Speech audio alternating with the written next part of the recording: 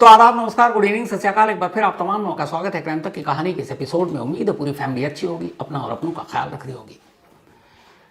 आज की कहानी शुरू करूं उससे पहले एक तस्वीर दिखाता हूं आपको।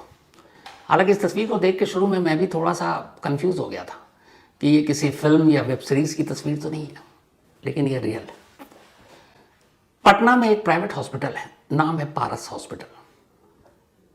आज की तारीख यानी 17 जुलाई, थर्सडे का दिन, गुरुवार, और सीसीटीवी कैमरे में जो घड़ी वक्त दिखा रहा है वो है सुबह के 7:25।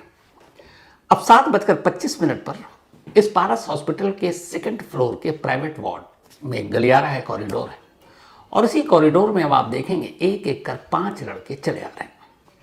सबसे आगे वाला, उसके सर पे कोई कैप नहीं है, लेकिन उसके पीछे जो बाकी लोग हैं सभी ने कैप पहन रखी है। अब ये धीरे धीरे आगे बढ़ते हैं। जो आगे आगे चल रहा है उसने अपनी कमर के अंदर हाथ डाल रखा है, कमर और जेब के बीच में, और फिर जैसे ही वो एक दरवाजे के करीब पहुंचता है उसका हाथ बाहर आ जाता है।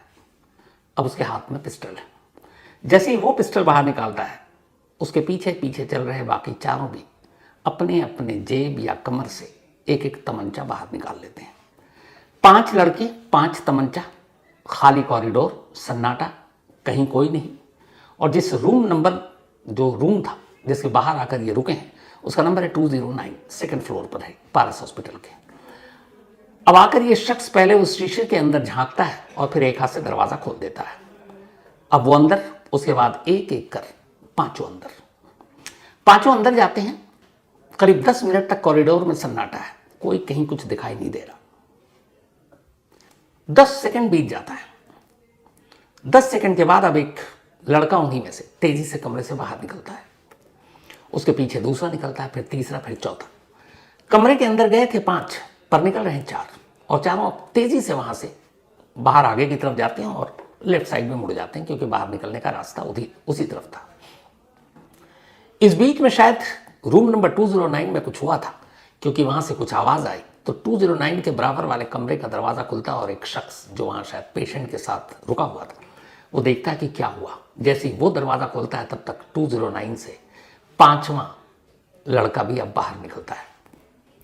चारों को आपने देखा भागते हुए, पर इस 5वें की आप सिर्फ वॉक देखिए, ऐसा लगता है जैसे रैम वॉक, बेफिक्र आराम से टहल रहा है और टहलते हुए, वॉक करते हुए आगे बढ़ रहा है। फिर जब आगे बढ़ता और वो बाईं तरफ का कट आता उससे पहले फिर वो भी अचानक दौड़ना शुरू कर देता है, और इस तरीके से ये सारे निकल जाते हैं। जो पहले 4 लड़के कमरे से बाहर निकले वो सिर्फ 10 सेकंड अंदर रहे थे, लेकिन जो 5वां, जो सबसे पहले कमरे के अंदर दाखिल हुआ था, वो 36 सेकंड तक अंदर रहा। 36 सेकंड के बाद वो बाहर निकला और आराम से टहलते हुए चला गया। ये पूरा आपने सीसीटीवी कैमरे के जरिए लाइव देखा। इसी हॉस्पिटल के सेकंड फ्लोर पर ये सीसीटीवी कैमरा था। अब इसके आगे की कहानी सुनाऊं उससे पहले बिहार के ADG, additional director general of police, Kundan Krishnan साहब की एक बात आपको सुनाता हूं। मई जून में ज्यादा मर्डर होते आई है वर्षों से। अप्रैल मई जून, जब तक बरसात नहीं होती है ये सिलसिला जारी रहता है, क्योंकि ज्यादातर किसान को कोई काम नहीं रहता है। एक बरसात होने के बाद लोग, कृषक समाज के लोग व्यस्त हो जाते हैं। तो ये थे बिहार के एडीजी कुंदन कृष्णन साहब। इनका ये कहना है कि बिहार में मई, जून या अप्रैल में ज्यादा मर्डर होता है। क्यों? क्योंकि तब बारिश हो नहीं रही होती है, तो मर्डर के ग्राफ ज्यादा बढ़ते हैं तेजी से। लेकिन जैसे ही जुलाई शुरू होता है और बरसात शुरू, तो मर्डर का ग्राफ नीचे गिर जाता है, यानी फिर मर्डर नहीं होता। तो एडीजी साहब के हिसाब से अप्रैल, मई, जून में बिहार में मर्डर कम होता है, और उन्होंने रीजन दिया क्यों। उन्होंने कहा कि जब बारिश नहीं होती है तो मर्डर कम होता है, लेकिन जैसे ही बरसात शुरू होती है तो सारे किसान बिजी हो जाते हैं अपने अपने काम में। अब ये खैर किसी ने पूछा नहीं और मुझे भी समझ में नहीं आया, तो क्या किसान बिजी हो जाते हैं तो इसका मतलब ये है कि बिहार में जितने क्राइम और मर्डर होते हैं उसमें किसान शामिल हैं, या पता नहीं क्या कहना चाह रहे थे, मुझे नहीं मालूम। लेकिन उन्होंने बताया कि मौसम के हिसाब से कैसे क्राइम कम और ज़्यादा होता है। 1,10,000 बिहार पुलिस की स्ट्रेंथ है, 1,10,000 बिहार के मतलब पूरी पुलिस फोर्स है, और करीब 13 करोड़ की आबादी है बिहार की। तो 13 करोड़ लोगों की सुरक्षा की जिम्मेदारी 1,10,000 बिहार पुलिस के कंधों पर है। लेकिन उसी बिहार पुलिस के एडीजी साहब ये कह रहे हैं कि यहाँ अप्रैल मई जून में मर्डर कम होते हैं, कत्ल कम होता है, हत्या कम होती है, क्योंकि तब बरसात नहीं होता और जैसे ही मानसून आ जाता है, बारिश शुरू होती है, मर्डर कम हो जाता है क्योंकि किसान बिजी हो जाते हैं।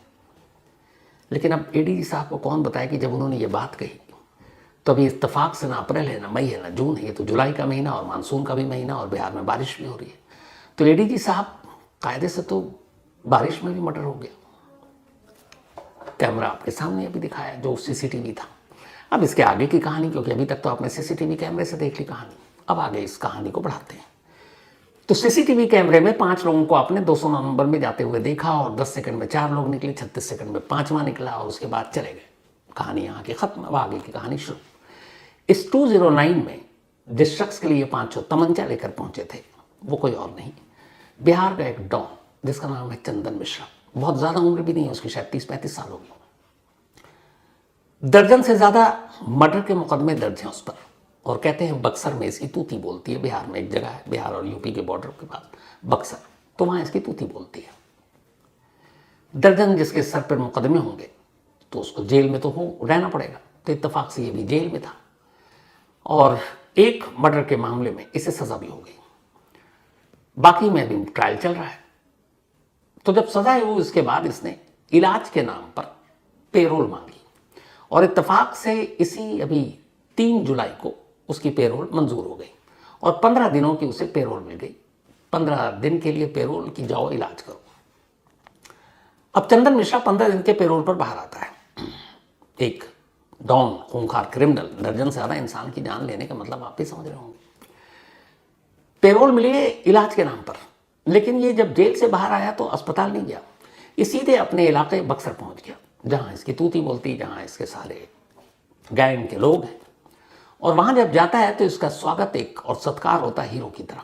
ये उस वक्त की वीडियो है, आप देखिए। तो ये वहां रहता है, उसके बाद अपने बाकी के सारे काम निपटाता है, लेकिन याद रखिएगा 15 दिन की पेरोल इलाज के लिए मिली है। अब धीरे धीरे वक्त बीत रहा है, पेरोल की मियाद खत्म होने वाली है। 12 दिन इसने बाहर गुजार दिए बिना इलाज कराए। 13वें दिन ये पहुंचता है पटना के इसी पारस हॉस्पिटल और वहां प्राइवेट वार्ड में जाकर एडमिट हो जाता है। 15 जुलाई की तारीख थी। 15 जुलाई को एडमिट हुआ, डॉक्टर ने उसको देखा और इसे कल ही कहा कि अब आप डिस्चार्ज हो जाओ। 16 को 16 जुलाई आफ्टर 24 आवर्स। लेकिन इसे डॉक्टर से कहा कि नहीं, अभी मेरा मन है हॉस्पिटल में 1 दिन और रहने का। अब चंदन मिश्रा डॉन, 12 से ज्यादा कत्ल के इल्जाम, प्राइवेट हॉस्पिटल, किसकी हिम्मत है ना करने की। चंदन मिश्रा इसी प्राइवेट वार्ड रूम नंबर 209 में अब डॉक्टर की डिस्चार्ज की सिफारिश के बावजूद रुका हुआ है। 24 घंटे बाद उसकी पेरोल खत्म होनी है।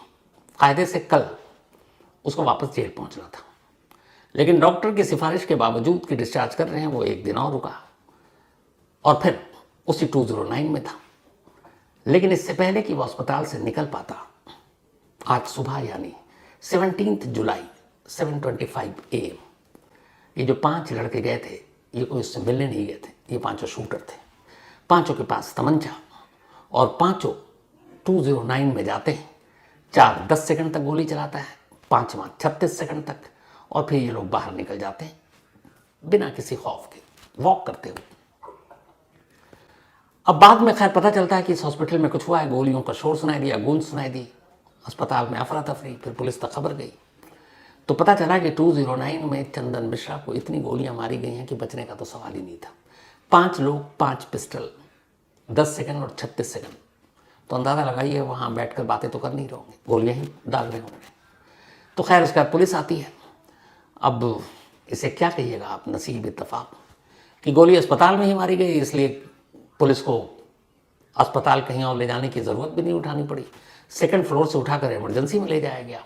इमरजेंसी में डॉक्टरों ने देखा उसी अस्पताल के और उसे मुर्दा करार दे दिया। चंदन मिश्रा की मौत हो गई। बिहार पुलिस के हिसाब से ये गैंग वॉर का नतीजा है और गैंग वॉर के चलते ही चंदन मिश्रा की जान गई।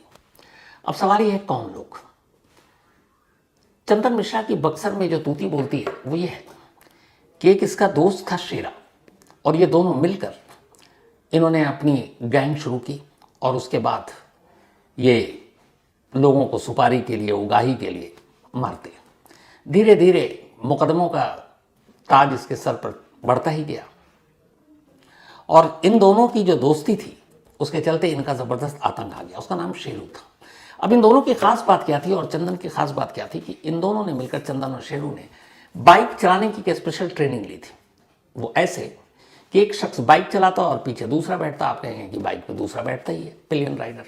ऐसे नहीं, एक बाइक चलाता तो दूसरा पीछे जो बैठता वो पीठ उसकी बाइक जो चला रहा उसकी तरफ होता, यानी वो उल्टा मुंह होकर बाइक पर बैठता, पीछे वाला। और ये इन्होंने इसकी ट्रेनिंग दी। क्यों? क्योंकि इन्होंने जितने भी ज़्यादातर कत्ल किए इसी तरह मोटरसाइकिल पर सवार होकर किया, और चलती बाइक से इन्होंने गोली मारी। और पीछे मुँह करके बैठने का इनको फ़ायदा ये होता कि निशाना सटीक लगता, दुश्मन को मारते और निकल जाते। तो कभी शेरू पीछे बैठता, कभी चंदन पीछे बैठता, और इस तरीके से ये दोनों अपने क्राइम के ग्राफ को बढ़ाते गए। 2009 में पहली बार चंदन और शेरू गैंग का नाम सुनने को मिला था। इसके बाद बक्सर में ही एक अनिल सिंह, बहुत ही फेमस मर्डर केस था, उसको अंजाम दिया था। देन फिर इन्होंने एक वहाँ के पूर्व मुखिया थे नौशाद, उसका मर्डर किया। इसके बाद फिर बक्सर में ही एक भरत राय नाम के शख्स का मर्डर किया। फिर बक्सर में ही शिवजी खरवार एक मर्डर केस था चर्चित, उसको अंजाम दिया।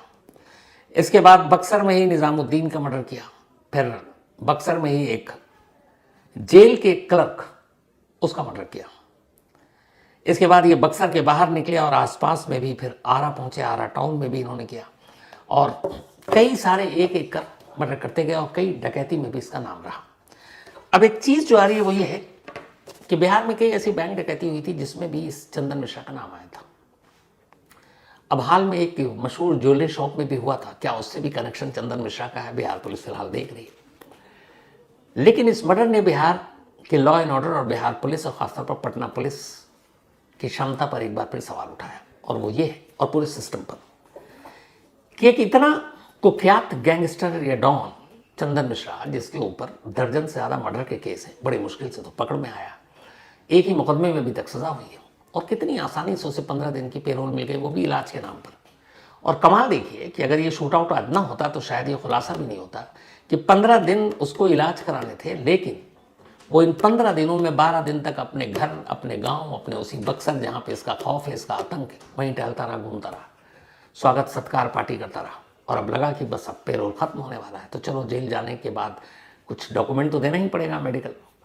तो फिर शौक किया, एक प्राइवेट हॉस्पिटल में एडमिट, और फिर वहाँ ये अंजाम 24 घंटे पहले पेरोल खत्म होने से।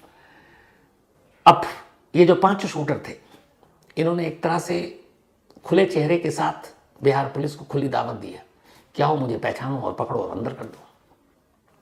लेकिन फिलहाल इनमें से कोई भी अभी तक पुलिस के हाथ नहीं लगा है। पुलिस ये तफ्तीश कर रही है कि जिसने भी ये चंदन मिश्रा को गोली मारी है, उसकी गैंग से इसकी खास दुश्मनी है, और आम दुश्मनी नहीं बल्कि बेहद खास है। इसलिए कितना रिस्क उठाकर 5-5 लोग जाते हैं, 5 पिस्टल से लैस होते हैं, और 5 अंधाधुंध फायर करते हैं।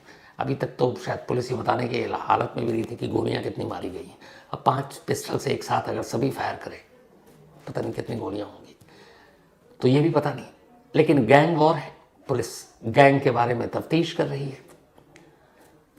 आगे जो भी इसमें सामने आएगा वो आपको ज़रूर बताएंगे। लेकिन इस सीसीटीवी कैमरे ने वाकई आंखें खोल दी कि किस तरीके से जो फिल्मों में हम लोग सोचते हैं वो ऐसे दिखाई दे रहा है। और अभी हाल में तो पटना में पता नहीं इस तरह के और बिहार के अलग अलग जगहों पर बहुत सारे क्राइम हो गए। तो ये तो रही इस शूट आउट की कहानी। एक कहानी जो आपको सुनाना चाहता था, उसको कहानी कहते हुए भी अजीब लग रहा है, लेकिन शॉर्ट में सिर्फ बताता हूँ। लखनऊ से ये दिल को कचोट देने वाली कहानी सामने आई है। 7 साल की एक बेटी को उसकी माँ ने अपने हाथों से मार दिया। हम कहते हैं कि माँ के पैरों के नीचे जन्नत होती है, हम ये भी कहते हैं कि माँ ही वो होती है जो अपने बच्चों के मुंह में पहला निवाला डालती है। लेकिन ये वो माँ थी जिसने अपनी 7 साल की बेटी के पेट पर खड़ी होकर अपने पैर से उसको दबाया, तब तक दबाया जब तक कि उसके मुंह से खून नहीं निकल आया।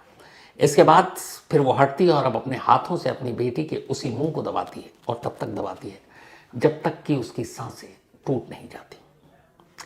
बेटी का कत्ल करने के बाद वो उसकी लाश को एक बेड बॉक्स में डालती है, फिर अपने बॉयफ्रेंड को बुलाती है, साथ में दोनों रात गुजारते हैं, ड्रिंक करते हैं, पार्टी करते हैं। अगले दिन उसे लगता है कि अब बेड बॉक्स से बदबू आ रही है, लाश को बाहर निकालती है, एसी ऑन करती है और एसी के सामने बॉडी को रख देती है। फिर इसके बाद उसे लगता है कि नहीं, शायद ज़्यादा बदबू आ रही है। फिर ये दोनों घर से निकल जाते हैं और एक दूसरी जगह जाकर रात गुजारते हैं और देर रात फिर पुलिस को फ़ोन करते हैं। और पत्नी कहती है और उस बेटी की माँ ये कहती है कि मेरे पति ने मेरी बेटी को मार डाला। पुलिस पहुंचती है, वहाँ देखती है, लेकिन पुलिस को शुरुआत में ही शक हो जाता है। उसकी वजह ये थी कि पुरानी लाशें नए सुराग दे जाती हैं। जब पुलिस ने लाश देखी तो देखते ही अंदाज़ा हो गया था कि यह कत्ल आज रात को तो हुआ नहीं, कम से कम ये लाश 48 घंटे पुरानी है। पुलिस खैर पोस्टमार्टम के लिए भेज देती है। लाश पोस्टमार्टम होता है, पता चलता है मर्डर तो 48 घंटे पहले हुआ। अब बीवी ने कहा कि बेटी के बाप ने मारा है। पुलिस तफ्तीश करती है, पता चलता है कि बेटी का बाप तो अपनी बहन के घर था उस रात और उसके दस्तावेजी और टेक्निकल सबूत थे। फिर पूछताछ हुई उस बेटी की माँ और उसके दोस्त से, दोनों टूट गए और उन्होंने कहानी बताई। कहानी ये कि शादी से पहले ही एक बार डांसर थी ये माँ, फिर बेटी हुई, लेकिन पति के साथ बनी नहीं। पहले वो ससुराल में रहती थी, चाहती थी पति के साथ वो अकेली रहे। फिर इसने अपनी बेटी का ही एक फेक वीडियो बनवाया और बेटी से कहलवाया कि मेरे ताऊ और मेरे ये लोग मेरे साथ अश्लील हरकत कर रहे थे। और उसी वीडियो के आधार पर उसने पुलिस पर कंप्लेंट किया। पुलिस आती है और उसके ताऊ को और उसकी सास और ननद को गिरफ्तार कर लेती है। सास और ननद पर इल्ज़ाम यह था कि उन्होंने उस बच्ची के साथ जो कुछ हुआ उसके एक तरह से हमराज थे, उन्होंने रोका नहीं और पुलिस से छुपाया, तो वो लोग जेल चले गए। अब उसके बाद वो अपने दोस्त के साथ घर में रह रही थी। अब चाहती थी पति से भी छुटकारा मिले और सारी प्रॉपर्टी उसके हाथ में आ जाए, तो कैसे? तो फिर उसने कहा कि क्यों ना बेटी के कत्ल का इल्ज़ाम पति पर डाल दो, पति भी जेल, उसके बाद सारी प्रॉपर्टी हमारी। और इसी में अंधे होकर उसने अपने दोस्त के साथ मिलकर अपनी 7 साल की बेटी को अपने हाथों से मारा। जैसी ही सच्चाई सामने आई, उस पुराने वीडियो को भी जांच हुई, बात जेल तक गई, मामला कोर्ट में गया। जो इतने ज़माने से बंद थे उसके जेठ और सास और ननद, उन सबको ज़मानत मिल गई। पति बच गया क्योंकि उसके हक में वो सबूत थे। और अब ये पत्नी, जो एक पत्नी भी है, एक माँ भी है, एक बहू भी है, अपने दोस्त के साथ फिलहाल लखनऊ पुलिस की हिरासत में है, कस्टडी में है और यहाँ से जेल जाएगी। आगे उसकी ज़िंदगी क्या होगी आप भी समझ सकते हैं।